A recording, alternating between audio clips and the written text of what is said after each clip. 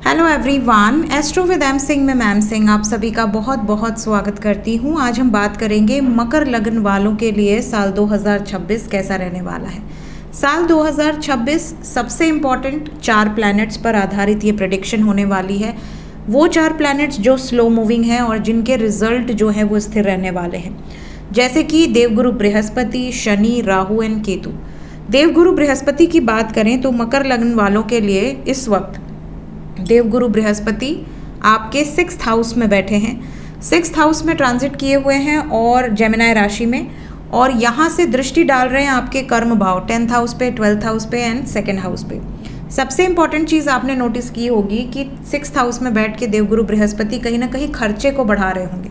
खर्चे को बढ़ाने के साथ साथ ये सेविंग्स के लिए धन भी एकत्रित करवा रहे होंगे। मतलब आपके पास पैसे एक तरफ से आ रहे होंगे, दूसरी तरफ से कहीं ना कहीं खर्च हो रहे होंगे, या तो क्रेडिट कार्ड या तो लोन, इस तरह की चीज़ें अगर आपने ले रखी हैं तो ज़्यादातर पैसा आपका उसमें जा रहा होगा। साथ ही साथ यहाँ पर आप नोटिस करोगे कि अगर आपके शत्रुता थी किसी के साथ, तो या तो शत्रुता में बहुत ज़्यादा बढ़ोतरी होगी, एनिमीज़ जो हैं वो और वर्स्ट सिचुएशन में होंगे, या नए एनिमीज़ भी आपके बन गए होंगे, दुश्मनों में बढ़ोतरी हो रही होगी, क्योंकि देवगुरु बृहस्पति जहाँ बैठते हैं, जहाँ दृष्टि डालते हैं, कहीं ना कहीं बढ़ोतरी करते हैं। तो आप इस टाइम देखोगे कि आपको लीवर से संबंधित प्रॉब्लम होना, बीपी कोलेस्ट्रॉल का प्रॉब्लम होना, या मोटापा बढ़ते रहना कंटिन्यूअसली, या फिर आपको बहुत ज़्यादा मीठे की क्रेविंग होना, या इसके अलावा मीठे के कारण प्रॉब्लम होना, शरीर में एक सूजन होना, इस तरह की चीज़ें आपको एक तरह से आप नोटिस कर रहे होंगे।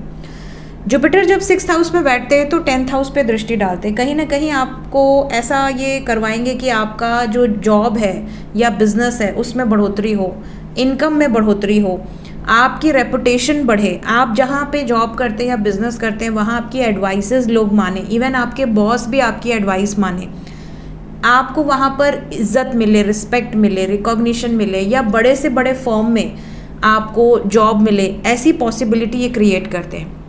12th हाउस पे दृष्टि रहेगी, कहीं ना कहीं आप विदेश जाने के बारे में सोच सकते हैं, या किसी तीर्थ स्थान पे जाने की सोच सकते हैं। थोड़ा डोनेट करने का आपका मन कर सकता है कि किसी को डोनेट कर दिया जाए, या कहीं वृद्धाश्रम में जाके डोनेट कर दिया जाए, या किसी की सेवा सत्कार किया जाए।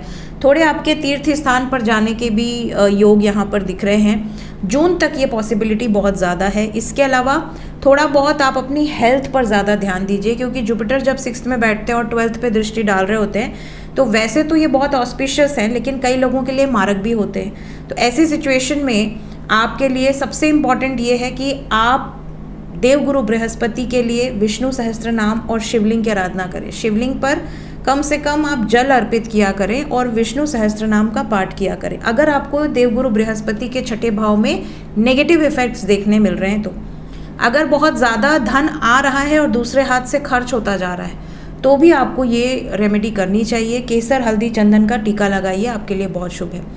2nd हाउस पे दृष्टि है, मे बी आपके घर में कोई न्यू मेंबर आया हो या एंट्री हो जून तक।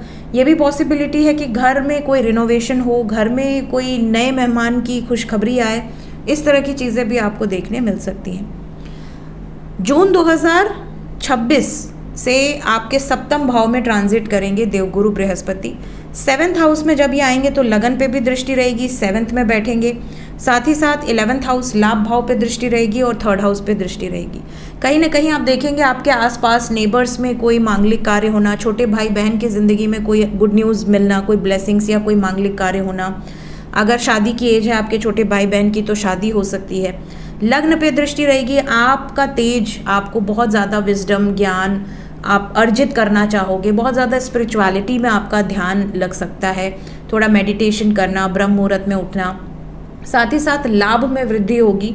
आपके बड़े भाई बहन हो या छोटे भाई बहन हो, दोनों के लिए बहुत अच्छा रहने वाला है।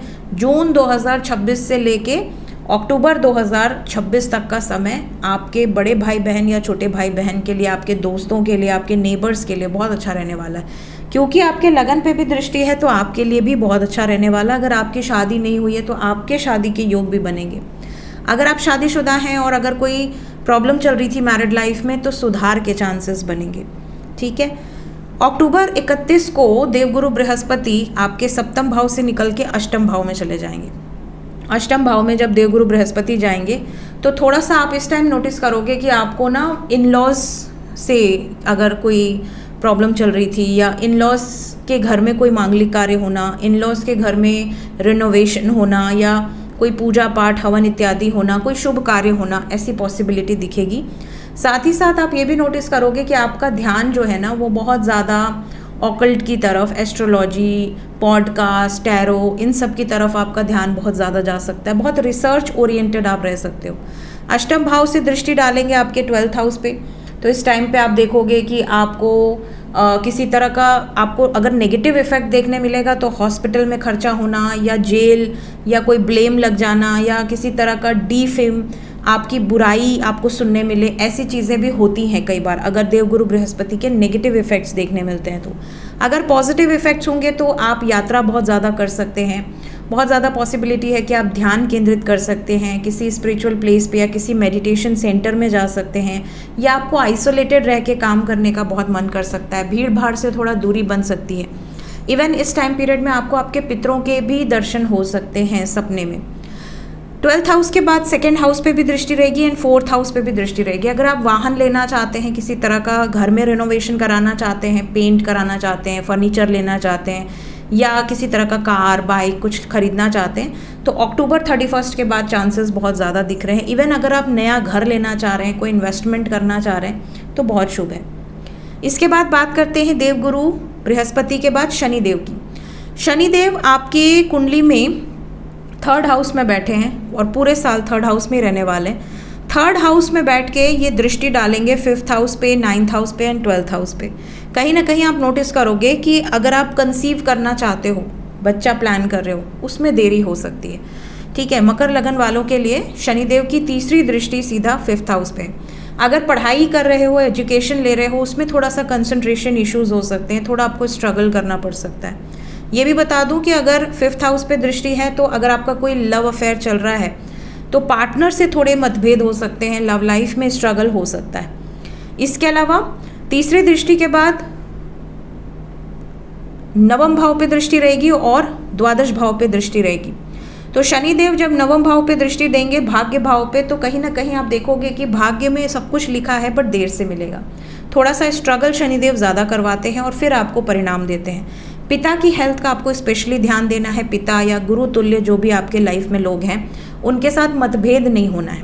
साथ ही साथ ये भी पॉसिबिलिटी है कि अगर आप ऐसे टाइम पे हनुमान चालीसा का निरंतर पाठ करते हैं कम से कम 7 बार और सरसों के तेल का दीपक जलाकर, तो आपको शनिदेव के काफ़ी ज़्यादा जो नेगेटिव इफ़ेक्ट्स हैं वो झेलने नहीं मिलेंगे।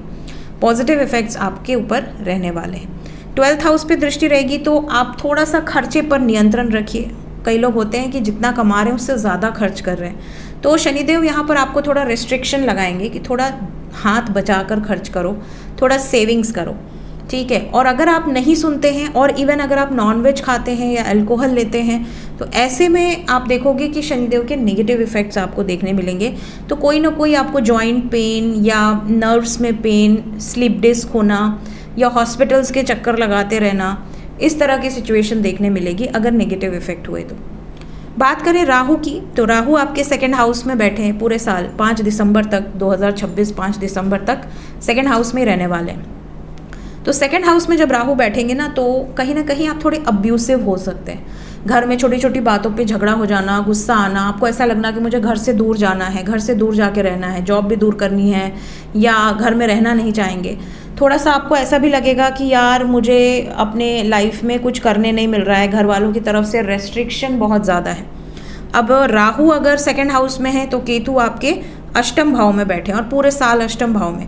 8म भाव में जब केतु बैठते हैं ना, तो ये इन लॉज के यहाँ कोई मृत्यु होना, इन लॉज के यहाँ पे कोई बैड न्यूज़ या कोई बीमार हो, कोई हॉस्पिटलाइज्ड हो, ऐसी सिचुएशन क्रिएट करते हैं। प्लस 8म भाव में जब केतु बैठते हैं और राहु 2nd हाउस में बैठते हैं 2य भाव में, तो ऐसी सिचुएशन में कई बार मैरिड लाइफ में भी स्ट्रगल दे देते हैं। मैरिड लाइफ में डिटैचमेंट फील होना, आपको ऐसा लगेगा कि यार पति या पत्नी से दूरी बनाकर रखनी है, उससे बातें नहीं करने का मन करेगा, थोड़ी बहस हो सकती है छोटी छोटी बातों पे।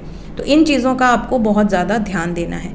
हेल्थ वाइज भी आपको बहुत ध्यान देना है इस टाइम पे। हो सके तो बहुत स्पाइसी फूड या जंक फूड से आपको बचना है, वरना फिर आपको कहीं ना कहीं डाइजेशन इश्यूज़ या पाइल्स का खतरा हो सकता है। इवन ये भी पॉसिबिलिटी है कि आपके किसी लव्ड वन को बहुत ज़्यादा हॉस्पिटल के चक्कर लगाना या बीमार रहना, क्योंकि केतु की जो दृष्टि है वो 12th हाउस पे भी है, 2nd पे भी है और 4th पे भी है। तो घर से दूरी बन जाना, घर से डिटैचमेंट फील होना, पीस ऑफ माइंड डिस्टर्ब होना, ये अगर आपके साथ हो रहा है तो राहु केतु के नेगेटिव इफेक्ट हैं। ऐसे में जब आपको मैंने कहा है हनुमान चालीसा का पाठ, तो ये बहुत अच्छा है। इससे ज़्यादा अगर आप करना चाहें तो दुर्गा सप्तशती का अध्याय पाठ कर सकते हैं, ठीक है, या माँ बगलामुखी की आराधना कर सकते हैं, ठीक है। तो ये आपके लिए बहुत अच्छा रहेगा। मकर लगन वालों के लिए साल 2026 में कुछ नेगेटिव नहीं है, लेकिन अगर ग्रहों का नेगेटिव प्रभाव होगा तो किस तरीके के परिणाम होंगे वो मैंने आपको बता दिया है। उसके अकॉर्डिंग आपको रेमेडीज़ भी बता दी है।